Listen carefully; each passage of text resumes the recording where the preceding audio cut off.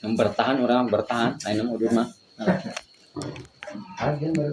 Bari Itu mau kira udah dia tuh. kajian bari ngudut, bari selonjoran bebas.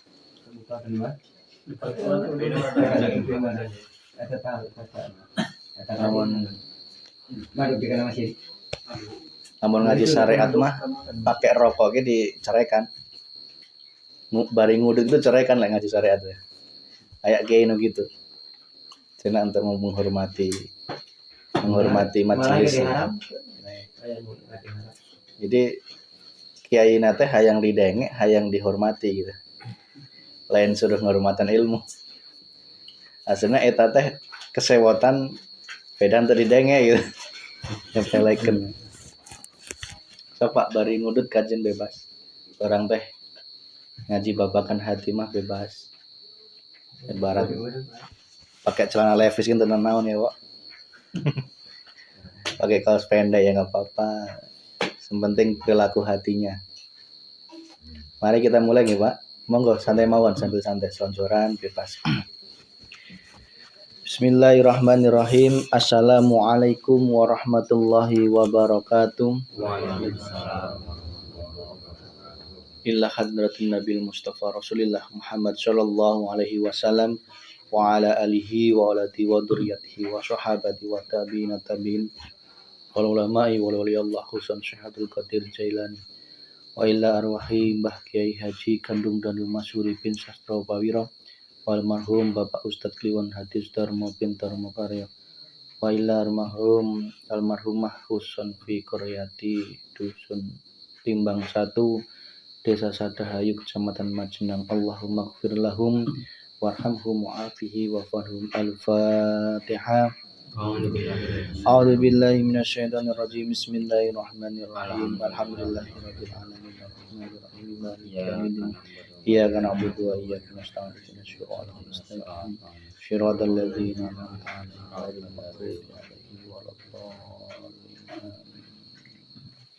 Bismillahirrahmanirrahim. Subhanalladzi asra bi 'abdihi lailan minal masjidil haram ilal masjidil aqsa alladzi barakna haulahu linuriyahu min ayatina innahu huwas samiul basir. Alhamdulillahi rabbil alamin. Alhamdulillahi ala nikmatil iman. Alhamdulillahi ala nikmatil islam. Asyhadu an la ilaha illallah wa asyhadu anna Muhammadar Rasulullah. Allahumma sholli ala sayyidina Muhammadin wa ala ali sayyidina Muhammad. Alhamdulillah urang sadayana biasa ngarumpul ngariung dina bumina Bapak Taryanto sekeluarga. Semoga senantiasa dengkapna urang sadayana menangku ridhonya Allah Subhanahu wa taala. Semoga salat salam tercurahkan kepada junjungan urang sadayana Nabi Muhammad sallallahu alaihi wasallam. Keluargana, para sahabatna, para tabi'in dan juga para penegak agama Allah, hamba Allah yang soleh, para wali Allah, mampirnya kepada orang sadayana. Semoga senantiasa menjadi umatnya Rasulullah yang senantiasa semakin bermakrifat kepada Allah Subhanahu wa taala. Amin ya rabbal alamin. Bapak-bapak, para alim ulama, para umara dan juga kasepuhan yang dihormat dan juga rekan kami dari Majenang yaitu Mas Bowo. Semoga senantiasa lempangna urang sadayana kadieu senantiasa menang ridho Allah Subhanahu wa taala. Perlu kita sebelum kajian ini dimulai, mari senantiasa kita bertafakur kepada Allah Subhanahu wa taala.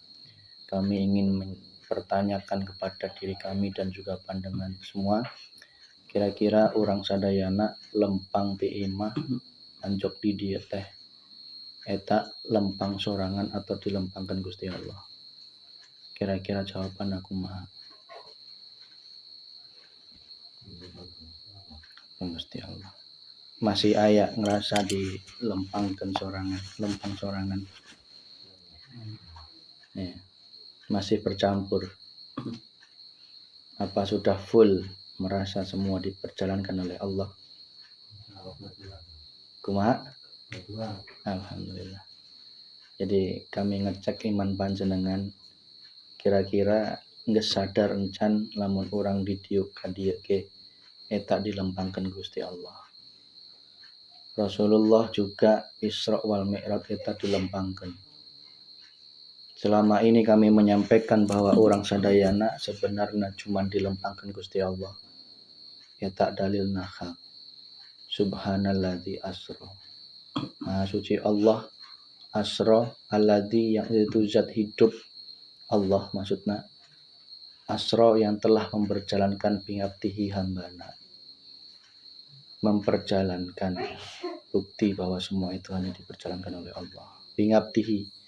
Di ayat tersebut tidak disebut asra Muhammadin, tidak, tetapi yang disebut adalah asra bingabtihi hambanya. Jadi ayat tersebut menunjukkan maha sucinya Allah, di mana sejatinya kita hidup di dunia ini adalah Isra wal Mi'raj. Tapi kebanyakan manusia hanya berhenti di Isra-nya saja, tidak melaksanakan Mi'raj seperti yang dituntunkan oleh Rasulullah Muhammad Shallallahu Alaihi Wasallam. Maka dengan Subhanalladzi asra, Subhana maha suci alladzi hidup itu adalah urip, yaitu Allah Subhanahu wa Ta'ala. Allah adalah zat hidup, di dalam hidup yang menghidupi semuanya, yang menggerakkan semuanya, yang memperjalankan semuanya. Termasuk kita berjalan ke sini pun sedang diisrokan sama Allah. Kita belajar dari rumah ke sawah, ke kerja, itu pun hanya dilempangkan Gusti Allah. Hati harus terus mengatakan seperti itu. Hati harus bergelora mengatakan bahwa semua ini adalah af'al perbuatannya Gusti Allah. Dengan semuanya itu maka sirnalah sudah diri ini. Hamba ini sirna. Keakuan diri ini sirna. Yang ada adalah tajalli mutlaknya kepada Allah Subhanahu wa Ta'ala. Sehingga muaranya apa? Tidak ada yang disombongkan. Tidak ada yang diagulkan. Tidak ada yang dibangga-banggakan karena semua adalah perbuatannya Allah. Maka ketika mulut ini sering mengatakan Alhamdulillahirabbil alamin, tetapi diri ini masih merasa aku yang berbuat, aku yang melakukan kesuksesan, aku yang bisa berusaha dengan hebat, aku yang bisa nyangkul dengan hebat, berarti sejatinya itu belum Alhamdulillahirabbil alamin. Kenapa kok kita disebut mengatakan segala puji bagi Allah? Karena sadar tidak sadar semua itu adalah penggaweane Gusti Allah nggih. Nggih. Maka yang berhak dipuji Gusti Allah. Bahkan sholat kita, zakat, puasa itu semua adalah penggaweane Gusti Allah. Kalau Allah tidak menggerakkan sampai situ, tidak mungkin terjadi. Maka yang pantas dipuji adalah Gusti Allah. Kembali kepada Isra. Siapa yang diperjalankan oleh Allah adalah bingabdihi. Hanya hambanya Allah yang merasa dirinya diperjalankan. Nek jenengan masih merasa jalan sendiri, merasa makan sendiri, bergerak sendiri, berbicara sendiri, itu dari kekuatan dirimu, berarti belum menjadi hambanya Allah. Belum menjadi bingabdihi. Masih menjadi hambanya diri ini, Tuhan ini, diri ini. Belum mensirnakan diri ini. Sehingga Tuhan-Tuhan dalam diri ini itu masih banyak. Tuhan apa? Kemampuan diri ini. Padahal jelas Allah mengatakan la haula wala quwata illa billah. Tapi kenapa kok masih muncul kekuatan aku yang hebat, aku yang nyangkul, aku yang apa sajalah. Aku yang berbicara, bahkan aku yang bertausiah, itu pun juga masih musyrik di hadapan Allah Subhanahu wa Ta'ala. Perilaku Isra dari masjid satu ke masjid yang lain itu merupakan lambang dari patuhnya syariat, patuhnya terhadap hukum syariat. Jika semua pada waktu itu Rasulullah diperjalankan oleh Allah dari Masjidil Haram, Masjidil Aqsa, dimulainya dengan apa? Dimulainya dari dibelahnya dada oleh Rasulullah oleh malaikat Jibril. Terus nggih. Itu merupakan petunjuk bagi kita, perintah. Tidak mungkin kita nunggu malaikat Jibril membelah dada kita, dicuci hatinya ya. Itu sanepan, Pak. yang itu sebenarnya adalah perintah bagi kita sebelum kita melaksanakan Isra wal Mi'raj, menjalankan perintah syariat dari Isra masjid satu ke masjid yang lain, dan juga perintah hakikat makrifat Mi'raj dari Masjidil Haram, Masjidil Aqsa menuju Sidratul Muntaha, maka diawalinya adalah dengan membelah diri, membelah hati ini, dicuci, diambil hatinya, dicuci dengan apa? Air Zam-zam. Maka Isra dan Mi'raj itu jangan cuma menjadi cerita, ulah cuma jadi cerita unggul nggih. Nek nyeritakeun kieu ceritana eta cenduk nu bisa. Tetapi apa cuman sampai cerita unggul. Jangan sampai Isra Mi'raj itu hanya kita peringati, oh ingat gitu ya. Tetapi tidak kita pedomani. Namun cuma diperingati, makanya ya hanya ingat saja, tidak dilaksanakan. Padahal itu adalah perintah yang nyata bahwa kita wajib bermakrifat kepada Allah. Laku Isra dan Mi'raj merupakan perlambang sempurnanya laku syariat Isra, nggih, dibarengi Mi'raj laku hakikat, laku hati. Isra itu laku dohir, Mi'raj itu adalah laku batin, seimbang, sehingga dengan seimbangnya laku syariat dan laku hakikat menjadikan dirimu bermakrifat kepada Allah. Syarat utama agar engkau bisa berjumpa Allah, agar bisa berisra dan mi'raj, tidak harus menunggu seperti Rasulullah. Kalau Rasulullah diangkat langsung oleh Allah dengan dimensinya, melewati dimensi-dimensi alam, dengan malaikat Jibrilnya, ya, bahkan Rasulullah itu sak sendal-sendale ketemu Gusti Allah. Ya. Bukan berarti kalau kita menceritakan Gusti Allah, Rasulullah di Sidratul Muntaha, berarti Allah di sana, tidak. Allah itu meliputi segala sesuatu, tidak bertempat. Dialah yang menciptakan tempat tapi tidak bertempat. Jangan kau bayangkan Rasulullah berhadapan-hadapan dengan Allah seperti kita ini, tidak. Tapi Allah laisa kamitslihi syai', tidak ada yang bisa menyamakan dengan dirinya Allah Subhanahu wa taala. Karena Allah lah di dalam setiap apapun. Allah lah hidup dalam hidup apapun. Dialah zat hidup Allah Subhanahu wa taala. Kembali, syarat mutlak untuk bisa bermakrifat kepada Allah adalah hati harus bersih. Cucilah hati kita sebelum berisra dan bermi'raj. Cuci dulu hati kita, bersihkan hati kita. Dari apa? Pertama, dari yang namanya syahwatud dunia. Bukan berarti kita nggak boleh bekerja, tidak. Bukan berarti kita nggak boleh mencari uang sebanyaknya, tidak. Tetapi jangan engkau cintai dunia yang kau raih. Jangan engkau taruh dalam hatimu, tetapi taruhlah dalam genggamanmu. Yang kedua, bersihkan hatimu dari segala penyakit hati. Iri, dengki, sewot, sebel, enek, dendam, marah, emosi. Ya.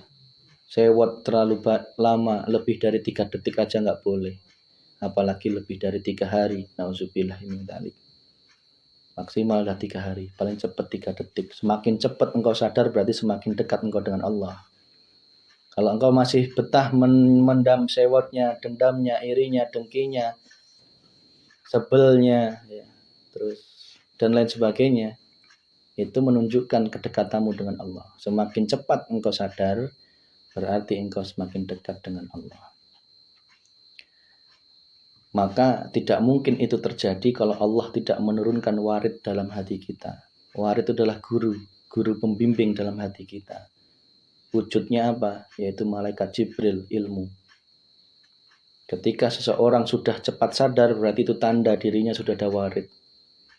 Allah memasukkan warid atau guru dalam hatinya. Ketika dirinya masih berdedek meskipun dia seorang alim ulama sekalipun, tetapi dia menyimpan mendedeknya dan sebagainya lebih dari 3 detik, itu berarti tanda dirinya masih jauh dari Allah Subhanahu wa taala. Maka kembali, pertama bersihkan hati kita dari syahwatud dunia. Kedua apa tadi? Penyakit hati. Yang ketiga adalah bersihkan hati kita dari keakuan diri. Ya, keakuan diri alias al-i'timad. Ya, keakuan diri inilah yang gaplei, yang gondeli. Tidak akan sampai engkau kepada Allah ketika akunya masih muncul. Ketika pandangan kita masih melihat makhluknya terus, ya, ketika masih melihat makhluknya terus. Contoh, seperti yang kita katakan tadi, engkau harus sadar setiap apa yang kau lakukan, engkau alami, engkau lihat, dengar, rasakan, lihatlah Allahnya semua. Hilang habis semua keakuan diri. Ketika masih muncul akunya sedikit saja, itu engkau masih tanda belum makrifat kepada Allah. Masih muncul aku yang minum, aku yang makan, aku yang hebat, aku yang pintar, aku yang berkuasa, aku yang alim, aku yang semua saja, aku yang pandai, aku yang hebat, dan sebagainya. Tanda bahwa kita masih jauh dari Allah. Meskipun bungkusan kita adalah seorang kiai, bungkusan dohir ini adalah alim ulama, bahkan pemimpin pondok pesantren sekalipun, ketika masih ada unsur akunya, berarti dia masih jauh dari Allah. Hilang habis jauh-jauh, babat habis akunya itu. Katakan semua Allah. Katakan semua ini adalah perbuatannya Allah. Katakan semua ini adalah hidupnya Allah. Fanakan diri kita, ruh kita bahkan harus fana. Karena sejatinya ruh kita ini adalah miliknya Allah. Allah lah maha ruh, maha segala ruh. Karena semua ruh berasal langsung dari ruhnya Allah subhanahu wa ta'ala. Sekali lagi, ruh, semua apapun ruh di dunia ini adalah datangnya dari maha ruh, yaitu Allah. Sehingga sejatinya kita dekat dengan Allah, tidak jauh dan tidak terbatas, tidak berbatas. Tapi karena kita terbelenggu dengan dohir ini, maka nafsu yang muncul sehingga kita lupa terhadap Allah subhanahu wa ta'ala. Bisa dipahami ya Pak? Kemudian pertama, bersihkan dari segala syahwatut dunia. Cinta dunia itu dikikis saja, gak usah perhitungan, gak usah pelit, gak usah apapun ketika dipanggil oleh Allah. Keluarkan sesuai kemampuan kita. Mampunya berapa, keluarkan. Yang penting jangan sampai ada penolakan. Baik tenaga, harta, dan sebagainya. Kemudian bersihkan diri kita dari segala penyakit hati. Muncul marah, sewa, dan segini, itu jangan sampai lebih dari 3 detik. Manusiawi kalau kita marah, sewa itu manusiawi. Ya. Jadi jangan lebih dari 3 detik, segera istighfar. Itu tidak mungkin terjadi kalau engkau tidak ditanamkan warid kepada Allah, dari Allah subhanahu wa ta'ala. Yang ketiga, bagaimana agar tanam warid? Nah, itu pembahasan tersendiri. Yang ketiga adalah jauhkan diri kita dari pengakuan akunya. Akunya ini hilangkan. Semakin engkau masih akunya yang muncul, namun tak yang disorok dan sebagainya, itu masih jauh dari Allah subhanahu wa ta'ala. Kalau engkau masih melihat istri sewot yang kau lihat makhluknya, itu berarti hati kita masih jauh dari Allah. Pasti kita akan terpancing marah. Kalau kita dihadapkan oleh Allah, melihat orang yang kemblelengan dan sebagainya, kok kita masih melihat makhluknya, kita pasti akan sewot. Betul nggih? Tapi kalau kita lihat Allahnya, ya Allah, engkau sungguh berkuasa segala sesuatu. Apa yang kita tolak gitu kan? Apa yang kita proteskan ya. Jadi apapun kalau kita melihat Allahnya tidak mungkin menyalahkan. Ini gara-gara bupatinya, ini gara-gara supir bisnya, ini gara-gara yang ditabraknya. Karena kita masih melihat makhluk. Selama kita bisa makhluk pasti menyalahkan pemerintah, menyalahkan kebijakan pemerintah dan sebagainya karena kita melihat makhluknya. Itu babat habis 3 ini. Dengan apa? Air zam-zam. Air zam-zam ini apa? Dialah ilmu Allah subhanahu wa ta'ala. Yang membawa siapa? Malaikat Jibril. Dah itu syarat. Selanjutnya, nek engkau itu sudah engkau penuhi, engkau mau menerima ilmu tentang ajaran dinul haq ini, berarti air zam-zam ini harus kau terima dulu. Jangan kau tolak. Ketika kita menyampaikan ilmu ma'rifat kepada Allah, jangan buru-buru menolak. Dikasih air zam-zam kok malah pengennya air comberan ya. Hatinya nggak jadi bersih, malah menjadi kotor. Seolah ngaji, seolah pengajian, rajin setiap hari apa. Tapi ternyata yang disampaikan itu adalah air comberan, tidak membawa dirinya kepada Allah, membawa kepada dunia, ya kan? Membawa kesuksesan. Itu sih air comberan namanya, tidak membawa hati kita menuju Allah. Ya, jadi justru cucilah eman-eman Pak hati kita ini. Kalau dicuci dengan air comberan eman-eman, Ya, cucilah dengan air Zam-Zam. Air Zam-Zam itu apa? Ilmu hak dari Allah. Ilmu yang mengajarkan menggeret hatimu selalu berjumpa atau mengingat Allah. Itu dinul hak yang kita sampaikan, bermakrifat kepada Allah. Kalau engkau buru-buru menyalahkan dan sebagainya, itu rugi ya. Kaji dulu, ikuti dulu, kalau ada manfaatnya berarti itu adalah ridho Allah Subhanahu wa taala. Selanjutnya, air Zam-Zam ini akan engkau gunakan atau tidak, ya itu termasuk ridhonya Allah. Jika digunakan, diterima, terus diamalkan dengan istiqomah, hatimu akan bersih. Sehingga setelah itu baru laku Isra dari masjid satu ke masjid yang lain. Itu artinya patuhnya diri ini, dohir ini dengan aturan syariat. Ya sholatnya, ya zakatnya, ya puasanya, ya membantu tetangga, berbuat baik, kaajak, jenguk orang sakit, nondoi Pak, laku syariat. Yo makan, yo minum itu kan laku syariat. Makan, minum, nyangkul, nondoi jualan, gawe ember itu laku syariat. Itu Isra. Tetapi dalam Isra ini engkau harus sadar bahwa semua itu hanya diperjalankan oleh Allah. Lah kalau masih sadar akunya yang embret, akunya yang ini, itu berarti masih belum Isra ya. Masih belum. Artinya hatinya masih penuh dengan kekotoran tadi. Nah, engkau keluar dari rumah ke masjid, engkau keluar dari rumah ke sawah, hatinya sudah harus bersih dari keakuan diri. Aku yang lempang, aku yang bekerja dan sebagainya itu babat habis. Kalau masih muncul terus minta sama Allah untuk dibersihkan. Hanya Allah yang mampu membersihkan semuanya. Setelah Isra engkau berjalan di muka bumi ini, ya berbuat baik, engkau sholat, zakat, puasa, tarawih dan sebagainya, apapun lah bentuk syariat itu, maka Rasulullah dari Masjidil Haram ilal Masjidil Aqsa, di Masjidil Aqsa apa yang terjadi? Rasulullah bersolat berjamaah dengan ruhnya para nabi dan rasul. Pertanyaannya kok bisa ruhnya nabi dan rasul berjamaah dengan Rasulullah? Bisa. Karena ruhnya para nabi dan rasul spesial Pak. Tidak dipenjara seperti kita di alam barzah, tidak. Karena sudah terbebas dari dosa. Allah mengatakan, ya, jangan kau kira orang yang berjaya di jalan Allah itu mati atau wafat. Sesungguhnya dia hidup dan mendapat rezeki di sisiku. Jelas ayatnya. Beda dengan orang, lamun orang teh masih mempertanggungjawabkan dosa orang Pak. Ya, contoh di dunia ini kita kan berbuat dosa nggih. Itu kalau belum dibersihkan sama Allah di dunia, kalau kita nggak digiring oleh Allah beristighfar, ya, saya tidak mengatakan kita beristighfar, tidak ya.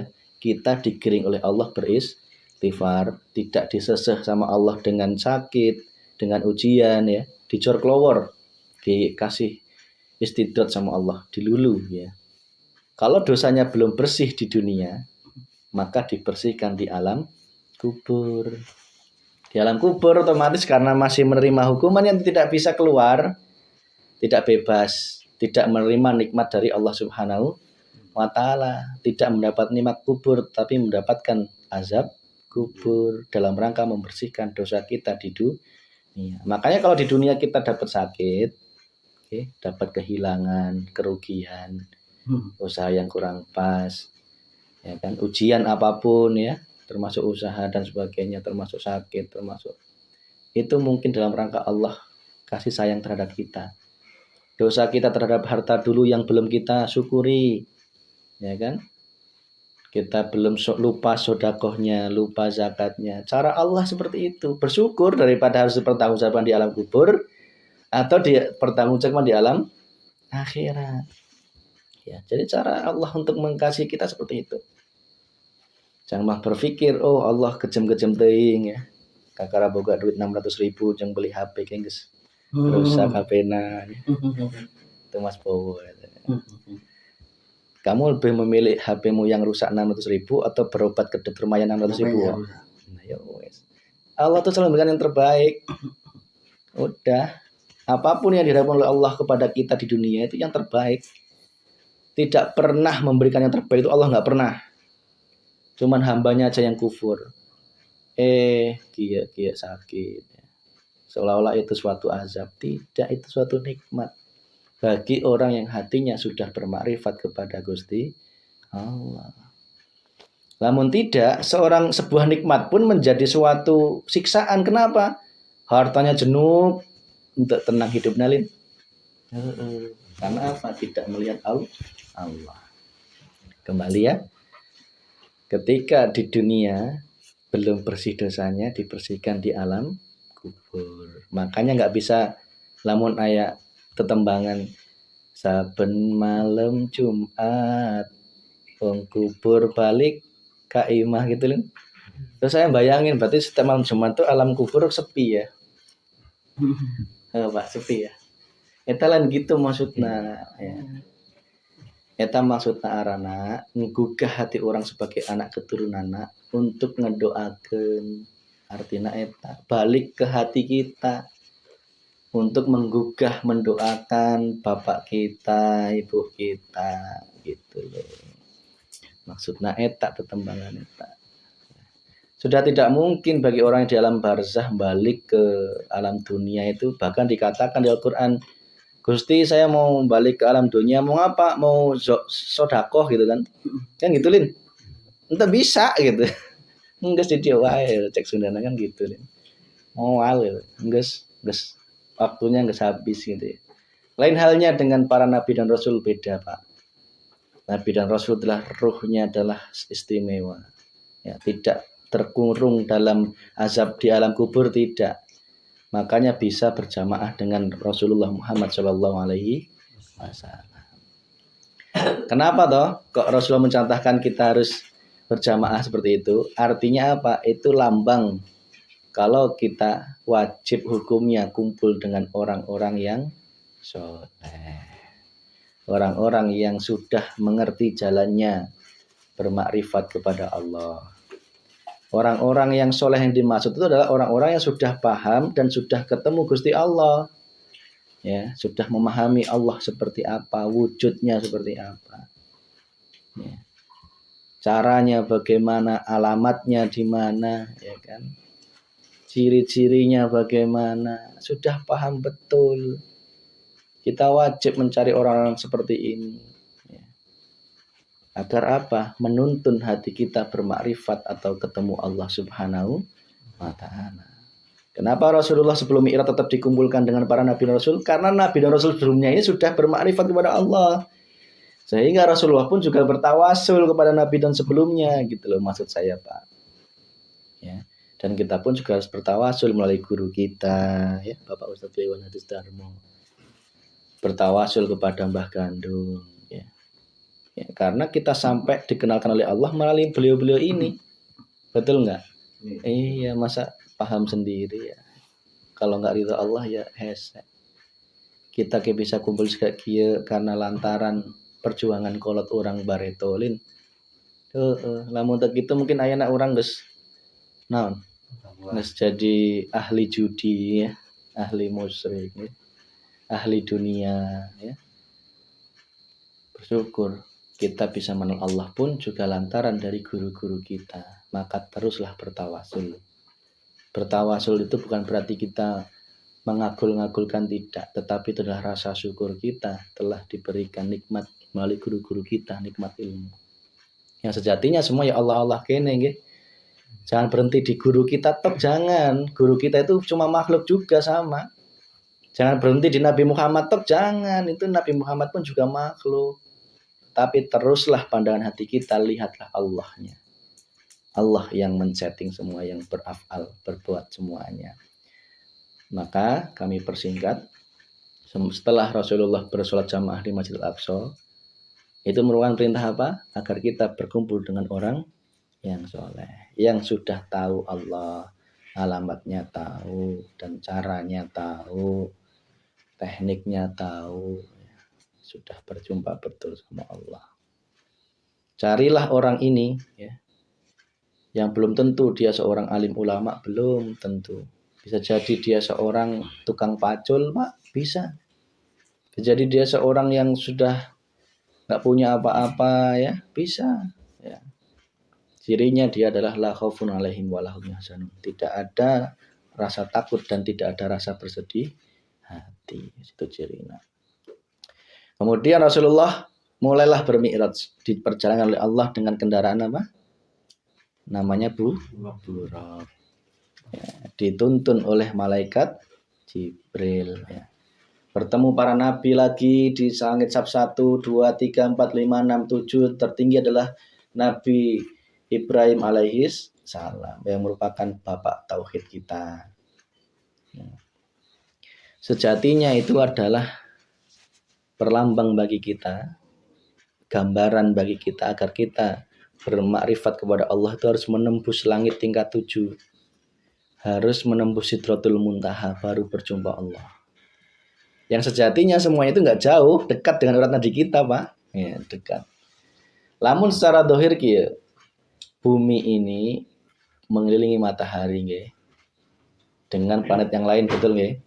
Itu baru langit tingkat 1. Ada lagi tingkat 2, bandingan luasnya seperti cincin dibandingkan di atas luasnya padang pasir. 3, 4, 5, 6, 7. Bagaimana luasnya? Luas banget, Mbok. Itu artinya perintah agar kita bermakrifat kepada Allah. Hati kita harus semakin luas. Nah, syarat mutlak agar bisa berjumpa Allah, hati harus semakin luas, jangan sempit. Nah, kalau sempit berarti kita nyungsep ke bumi paling bawah sana. Bumi ada berapa lapis? 7. Ya kan? Bumi ke dalam sana itu semakin panas nggih. 2 meter menggali kuburan panas nggih? Pernah? Sing gali kuburan pernah? Sumuk nggih? Pengap nggih ya? Itu baru 2 meter, Pak. Apalagi sampai 7 lapis ke bawah sana sampai inti bumi itu panasnya lebih panas dari matahari loh. Ya. Jadi tidak mungkin orang berjumpa kepada Allah kalau hatinya masih panasan. Berarti dirinya belum mi'raj. Tetapi justru setelah Isra dirinya malah nyungsep ke bumi tingkat 7 sana. Masih panasan kene ya. Masih sewotan, masih emosi ya kok. Iya gitu. Nggak apa-apa tidur kok, bebas. Sambil leleh nggak apa-apa.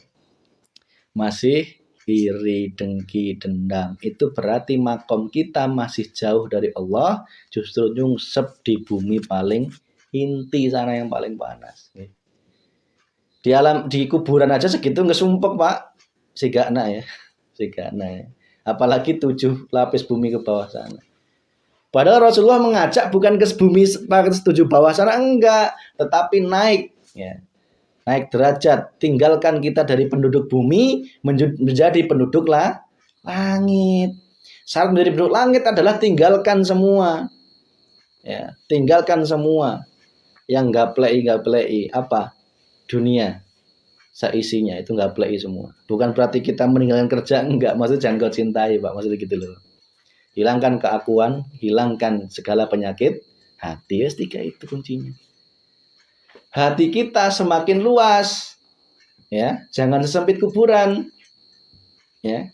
HP capek-capek, ya, kok ngumpulkan kayak kudu empet siang malam ya, keliling Majenang berkali-kali ya. HP-nya rusak, hatinya sudah sempit ya. Itu berarti masih belum bermakrifat pada Allah. Hatinya harus luas, Pak. Harus luas. Lihatlah Allahnya.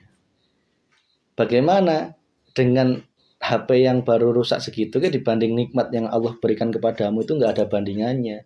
Seperti cincin ditaruh di atasnya luasnya padang pasir. Itulah bandingannya karunia Allah dengan azabnya Allah Subhanahu wa ta'ala. Itu berat sakit hatinya dibanding karunia ya Allah. 1 cincin dibanding atas luasnya padang pasir. Tetapi manusia jenuknya berkufur atas nikmat Allah Subhanahu wa ta'ala. Bagaimana dia bermakrifat Allah? Nggak mungkin. Karena masih hatinya belum seluas langit dan bumi ya. Belum seluas 1, 3, 4, 5, 6, 7 tadi. Apalagi Sidratul Muntaha. Sedangkan makomnya Rasulullah itu di Sidratul Muntaha yang luasnya itu bandingan aja cincin langit sab 1 dibanding lap 2. Lap 2 seperti cincin dibanding langit sab 3. Rasulullah itu makamnya di Sidratul Muntaha, Pak. Sedangkan orang masih nyungsep di bumi. Ya. Na'udzubillah ini senyum-senyum ya. Senyum-senyum ya, Pak ya. Itu. Apa yang kita sombongkan belum ada. Tidak ada. Ya. Kita punya pesantren banyak, santri banyak ya. Kalau masih akunya yang muncul ya masih nyungsep di bumi, belum berjumpa Allah, belum.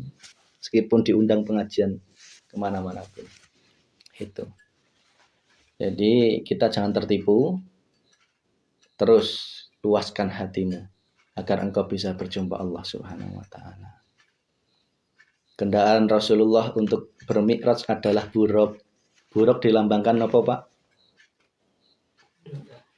Tubuhnya itu sebenarnya buruk itu adalah nafsu, Pak. Lah kok bisa nafsu? Gila. Tubuhnya kuda, berarti nafsu terhadap dunia. Sayapnya merupakan nafsu tahta, pengen berkuasa, nggih. Kepalanya wanita yang cantik, nafsu wanita. Itulah. Tetapi sama Rasulullah, buruk nafsu terhadap seperti itu dijadikan oleh Rasulullah kendaraan untuk makrifat kepada Gusti Allah dengan malaikat Jibril. Nah, kalau kita enggak, kita pengen jadi lurah ya, yang saat ini ya, nilai aja itu. Sudah ada yang hatinya bersih untuk dijadikan kendaraan sama Allah atau belum? Ya, rata-rata digunakan buruk itu untuk nyungsep malah ke dalam bumi tingkat 7. Ya, berani ya kan menghalalkan segala cara demi nafsunya. Di ayonan nafsuna eta lain nafsuna disetir ke Gusti Allah, tapi buruknya malah nyetir dewekna menuju nyungsep ke bumi paling bawah sana. Nauzubillah ini. Nah, itu rata-rata manusia naik buruk bukan malah ke jumpa Allah, tetapi malah nyungsep ke nerakanya Allah Subhanahu wa taala. Lantas bagaimana agar buruk itu ya menjadikan diri kita bermakrifat kepada Allah? Kuncinya cuma satu, yaitu zikir. Zikir apa yang bisa membawa dirimu bermakrifat kepada Allah? Yaitu zikir sirul. Nah, ingat nama ini nggak ya? Sirul asror. Nah, itu Pak. Nah, itu apa ya? Jadi zikir yaitu zikir tingkat 3, Pak. Ya, tidak capek-capeknya kita menyampaikan. Ya, sudah sering sebenarnya waktu malam 1 itu sering. Ya. Zikir yang pertama adalah zikir jahar tingkat pertama. Itu zikir yang dikeraskan nggih. Di mulut astagfirullahaladzim, astagfirullahaladzim, tetapi hatinya masih ingat donya. Betul nggih? Nggih. Rata-rata. Saya dulu juga gitu. Saya sekarang juga gitu sama aja. Zikir jahar rata-rata masih di mulut saja, masih dohir saja. Itu sudah bagus. Jangan kau tinggalkan, jangan. Engkau naikkan kedua adalah zikir tingkat 2, zikir sir di dalam hati. Wis, mulai merasakan Allahnya itu sudah mulai. La ilaha illallah, la ilaha illallah. Tetapi masih penuh keakuan diri ya.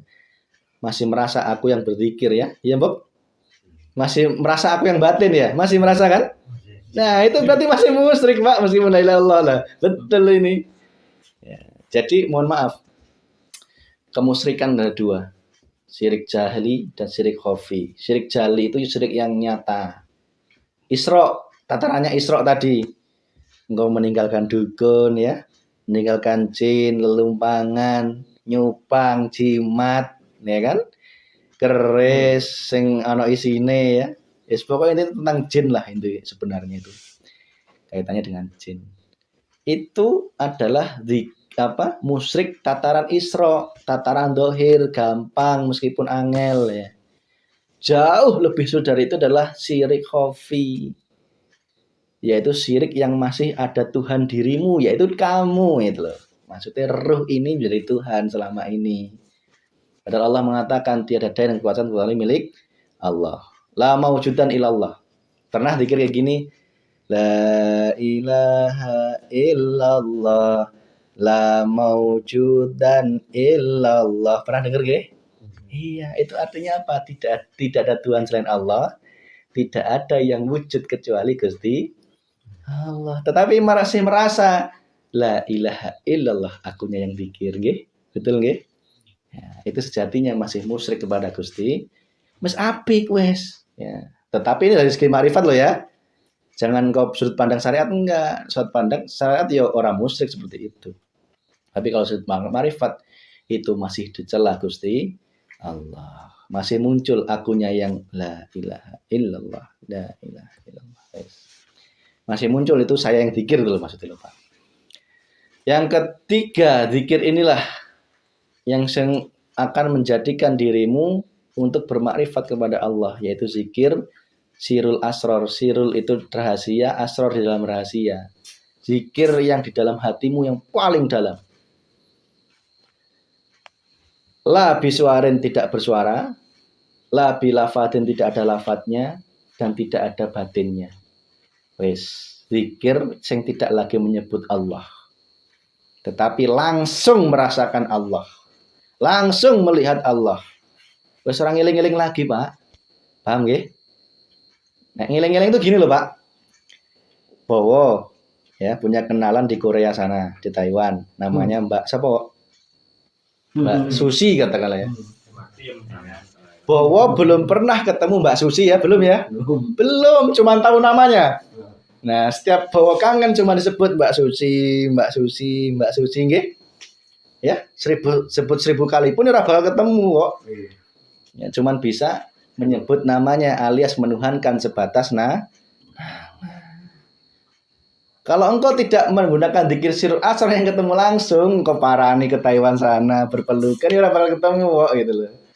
Gitu ya kok ya, paham nggih? Baru bisa, oh ini toh Mbak Susi, wonge gini gitu loh. Nah, gitu. Jadi dzikir sirul asar itu adalah dzikir yang terus melihat Allahnya, ketemu Allah. Sudah fana diri ini, sudah tidak mengaku-ngaku lagi, tidak ada pengakuan diri sudah. Perlahan itu ada tingkatannya. Ya, fana, kamil, bako. Fana itu masih banyak lupanya, ya. Menerapkan zikir itu daripada ingat. Yang kedua sudah mulai banyak ingatnya daripada lupanya. Yang ketiga sudah penuh full ingat otomatis kepada Allah. Ya, berjumpa langsung.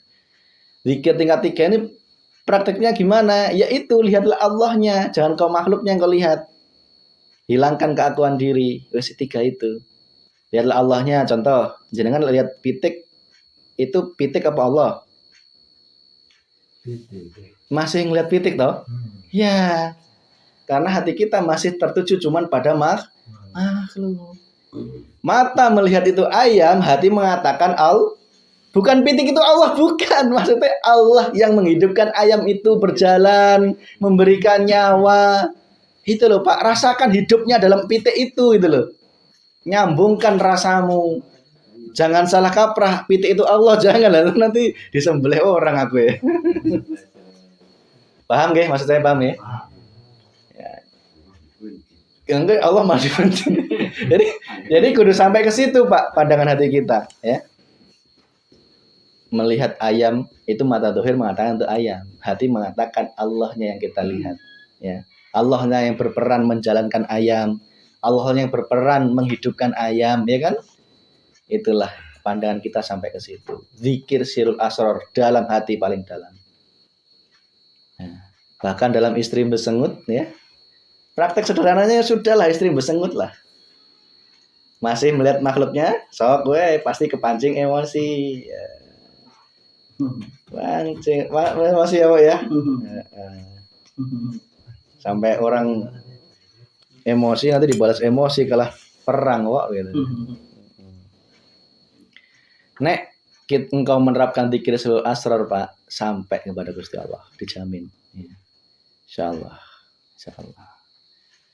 Nah, 3 itu, zikir itu. Sebenarnya ada zikir yang keempat. tapi belum saatnya kita sampaikan.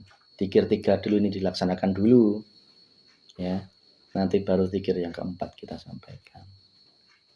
Ya, jadi sebenarnya ngaji kayak gini tuh harus runtut, harus berbarengan dengan prakteknya dalam kehidupan sehari-hari. Jangan sampai cuma menjadi ilmu di ruangan ini, keluar dari ruangan ini sudah ya. Beda naon, keluar buka pintu untuk diamalkan gitu.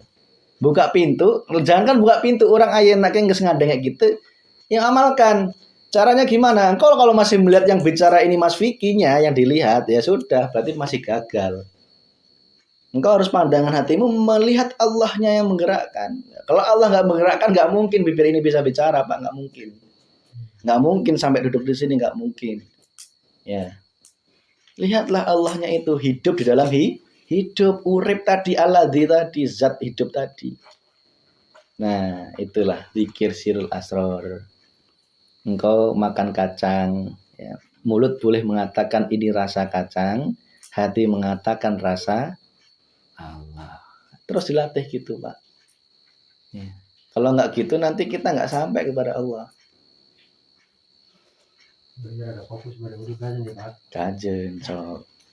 Jadi agar kita bisa selamat dunia akhirat, buruk harus mengantarkan kita berjumpa Allah Subhanahu wa Ta'ala. Rasulullah ketika berjumpa Allah apa yang dikatakan? At-tahiyatul mubarakatus sholatu thayyibatul. Ciri orang yang sudah nyampe kepada Allah itu Pak. At-tahiyatul apa? Segala kehormatan. At-tahiyatul mubarakatuh segala keberkahan. Sholawatut segala keselamatan. Thayyibatut segala kebaikan. Lillah dari Allah untuk Allah.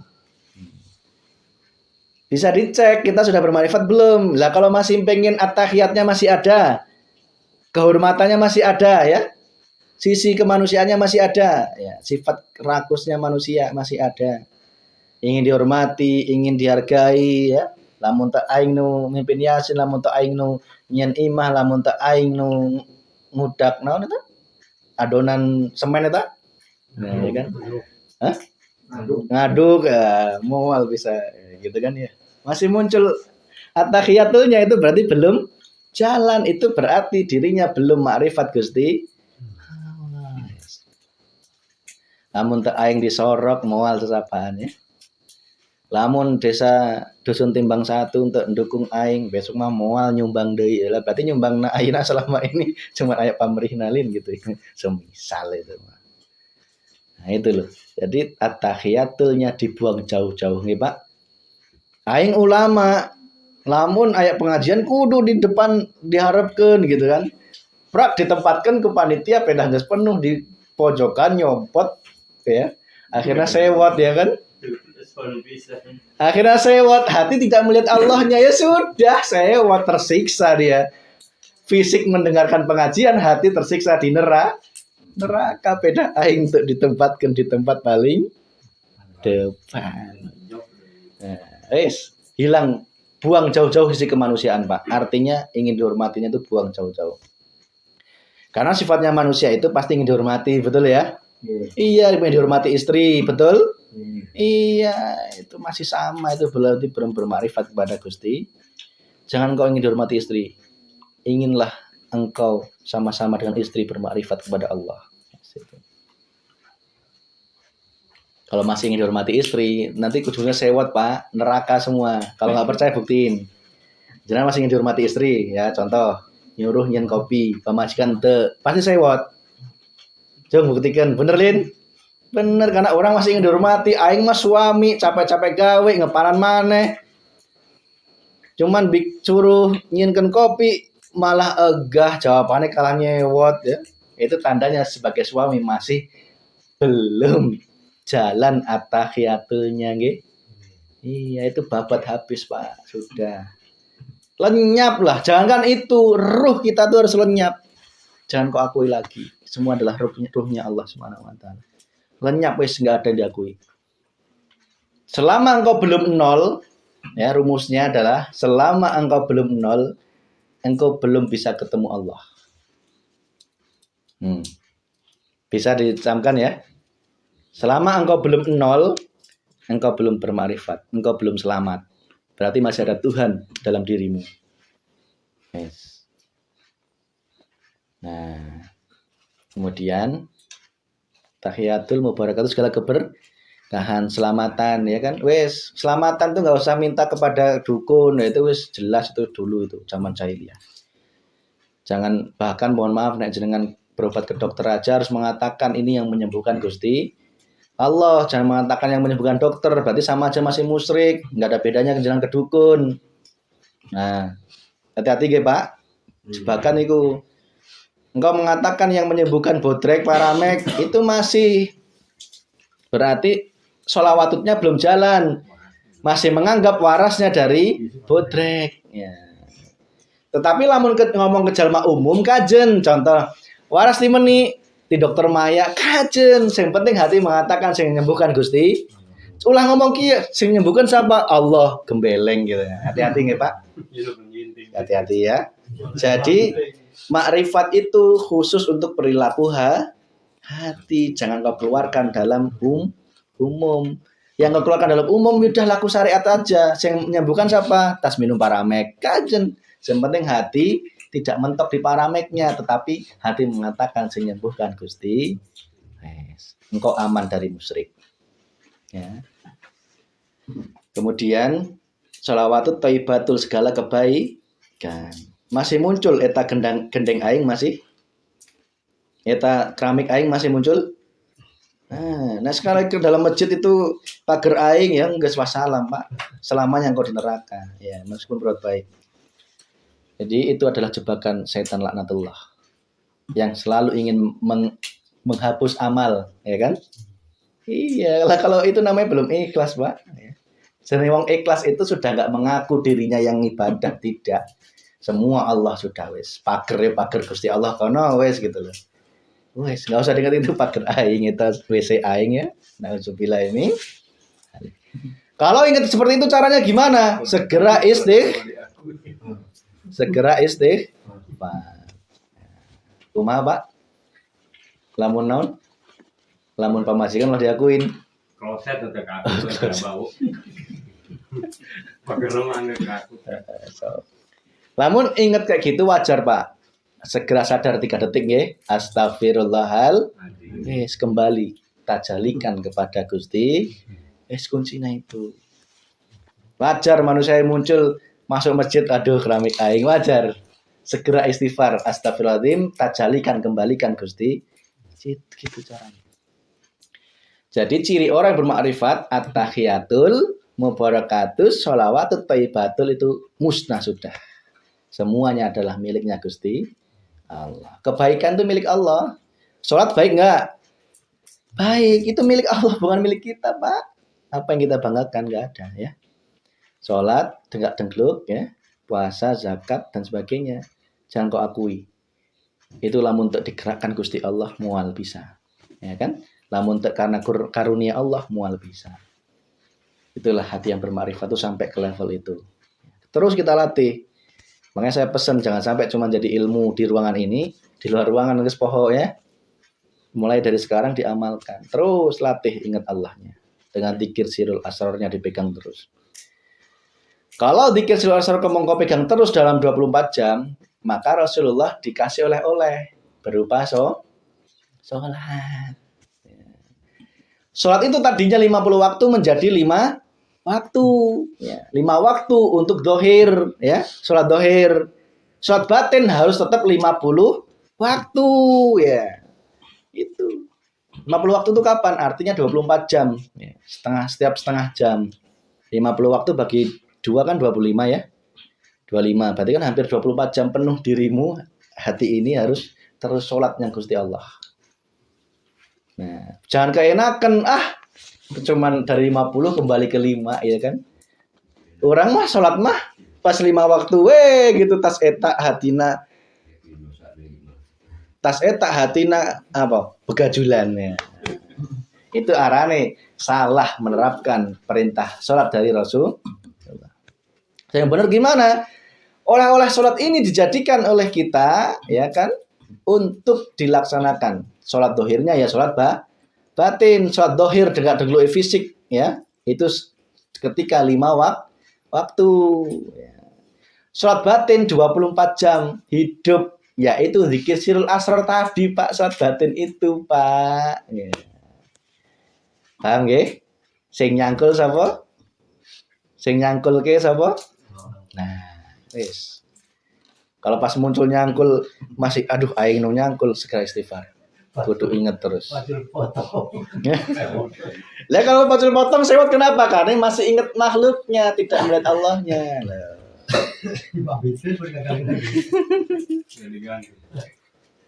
Nah, itu Pak nggih. Jadi sholat itu 50 dengan 5 itu rahasianya di situ. Yang 50 waktu untuk batin, 5 waktu untuk dohir. Ke pasar sholat, ke sawah sholat. Akhirnya kan gitu kan? Ke WC sholat ya kan? Kelon dengan pemajikan juga sholat.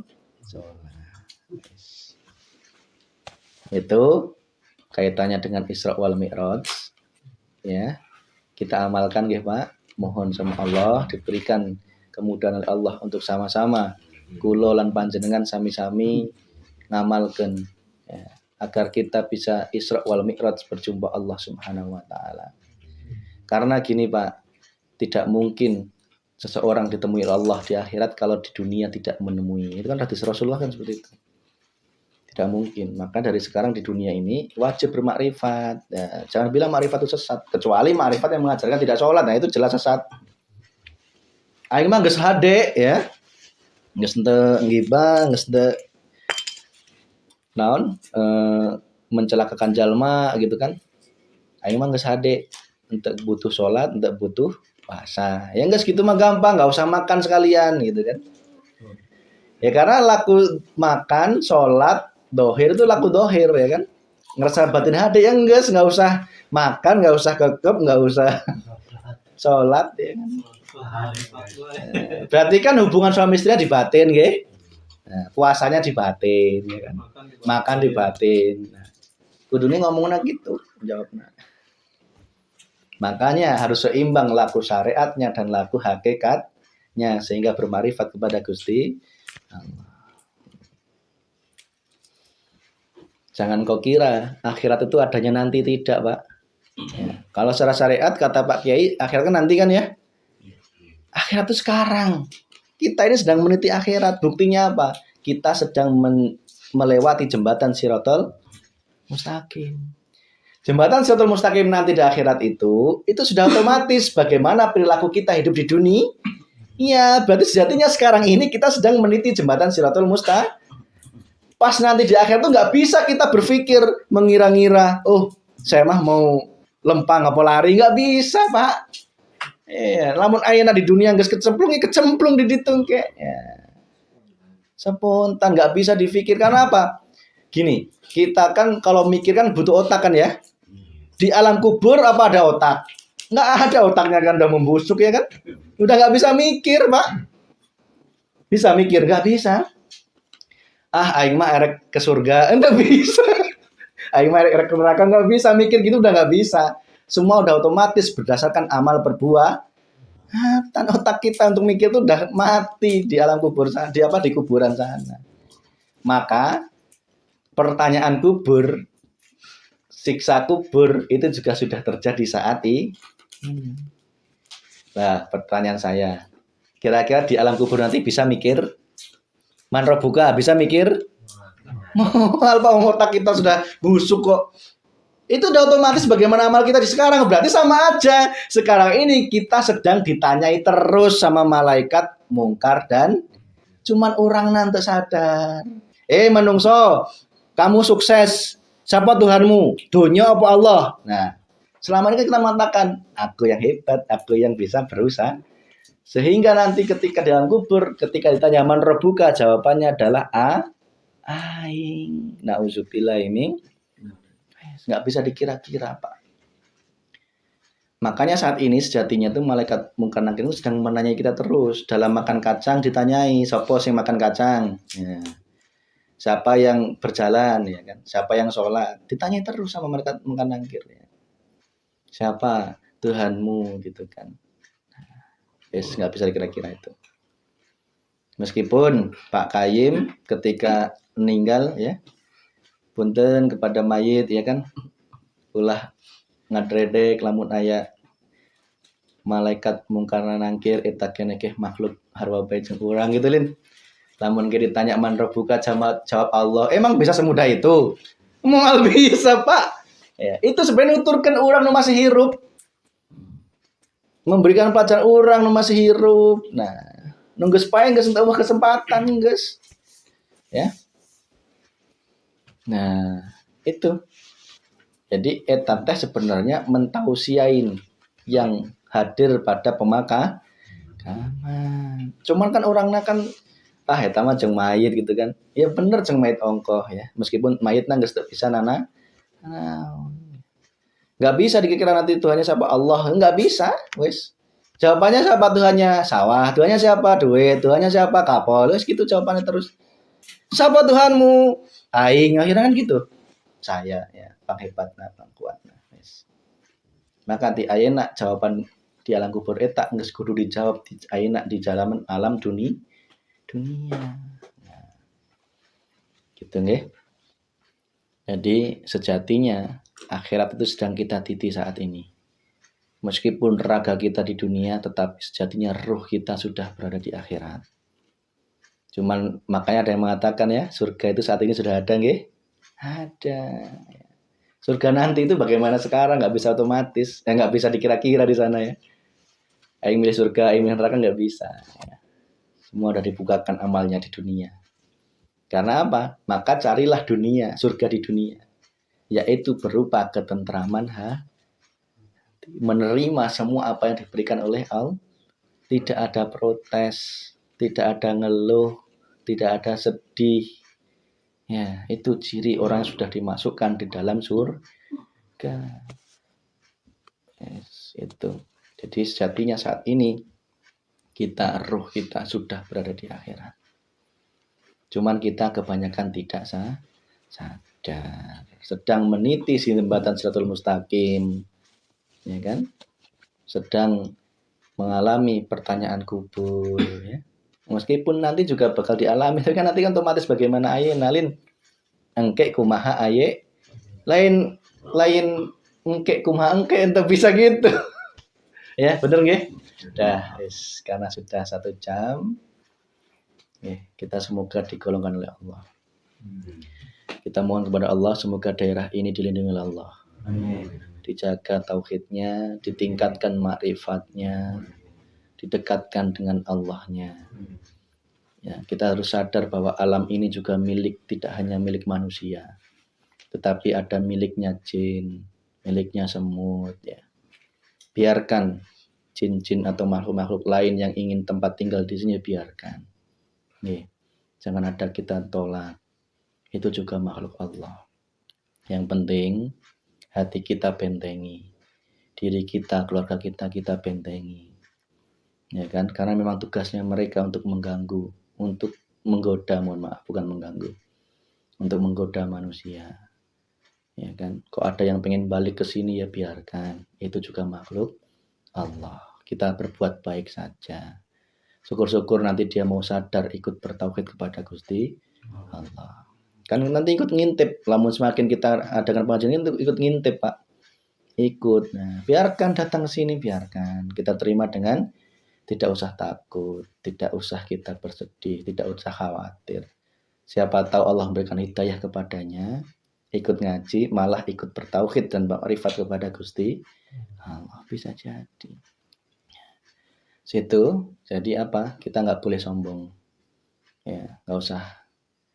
Dulu mungkin sudah disingkirkan sama Bapak Ustadz, ya, sekarang pengen balik lagi. Ya nggak apa-apa. Kita nggak berhak untuk mengusirnya. Justru setan-setan dalam diri kita ini harus diusir ya. Maksudnya tidak dituruti loh maksud itu. Nggak usah berfokus pada jin syariatnya alias wujud jinnya, ya kan? Tetapi yang kau fokuskan adalah setan dalam diri alias nafsu itu loh Pak. Fokusnya itu aja, nggih. Buruk tadi nggih. Masalah jin berupa dohirnya jin ya sudah, mau cacing di dia, mau erek beranak pinak di dia silahkan baik ya. Lampau 1 juta jin kerajaan 50 jin bawa ke sini nggak apa-apa ya. Justru kita ajak guyub rukun, syukur-syukur melu ngaji di dia, ikut makrifate Gusti Allah. Wis gitu. Sing kita fokuskan adalah jin berupa secara hakikat yaitu berupa nafsu. Wujud jin itu kan jin syariat, Pak. Nggih. Hakikatnya jin itu kan nafsu dalam diri ini loh sebenarnya itu. Paham nggih? Paham itu.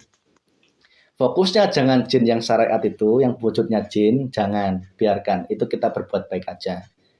Kalau perlu suruh ngaji di sini, ya. Yang kita fokuskan adalah nafsu ini. Inilah yang nggak boleh, Pak. Buruk tadi loh, Pak. Fokusnya buruk tadi. Maka kuncinya dzikir sirul wis itu. Jenengan selamat, keluarga selamat, daerah ini juga selamat. Syukur-syukur jinnya juga ikut masuk Islam gitu kita berpikirnya, nggih. Itu kita berdoa semoga mendapat keridhaan dari Allah Subhanahu wa taala, barokah untuk diri kita, keluarga kita dan saudara kita dan juga daerah ini semoga batun warabun wafur senantiasa dijaga oleh Allah dari segala penyakit berbahaya dan segala mara bahaya. Dijadikan adalah yang senantiasa semakin bermakrifat bertuhan Allah Subhanahu wa taala. Rabbana atina fid dunya hasanah wa fil akhirati hasanah wa qina adzabannar. Walhamdulillahirabbil alamin. Al-Fatihah. Bismillahirrahmanirrahim. Alhamdulillah.